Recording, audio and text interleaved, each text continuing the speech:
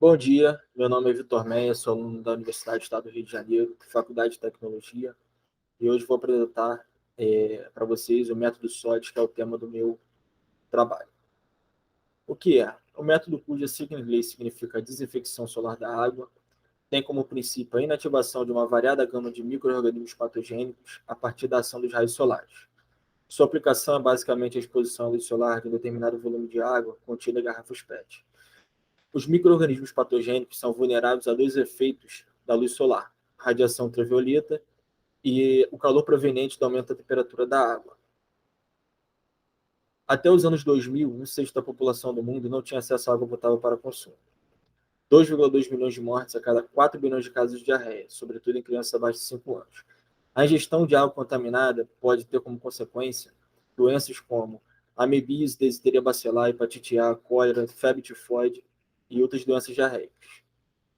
Nesse sentido, a ideia principal do projeto é implementar o método em comunidades carentes no intuito de levar mais qualidade de vida para as pessoas que vivem lá.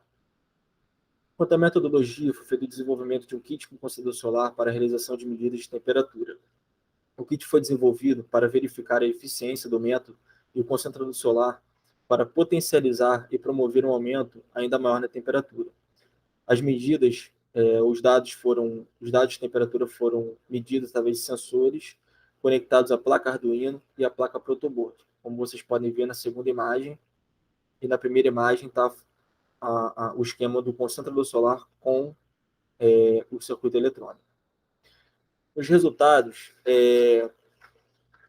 observando o gráfico, podemos perceber o que acontece com a concentração de coliformes fecais à medida que a temperatura da água aumenta. Quando a água atinge a temperatura de aproximadamente 50 graus Celsius, ocorre o efeito sinergético, que é quando a radiação ultravioleta se combina com a temperatura, e nesse caso, 1 hora de exposição é o suficiente para eliminar os agentes patogênicos, enquanto que para temperaturas inferiores, as garrafas precisam ser expostas por um período de 6 horas para aproveitamento máximo da radiação e 2 dias consecutivos quando houver nebulosidade. Na tabela, vocês podem perceber que 4 situações foram realizadas quanto à medida de temperatura. Né? Na primeira, a garrafa foi exposta sobre uma superfície de amianto. Na segunda, sobre uma superfície horizontal espelhada. Na terceira, foi colocado o concededor solar com uma angulação de 30 graus. E na quarta situação, um concededor solar com uma angulação de 45 graus. Bom, e como a gente pode analisar e perceber, com uma angulação de 45 graus, nós conseguimos manter a temperatura quase constante na casa dos 50 graus, que é quando ocorre efeito sinergético.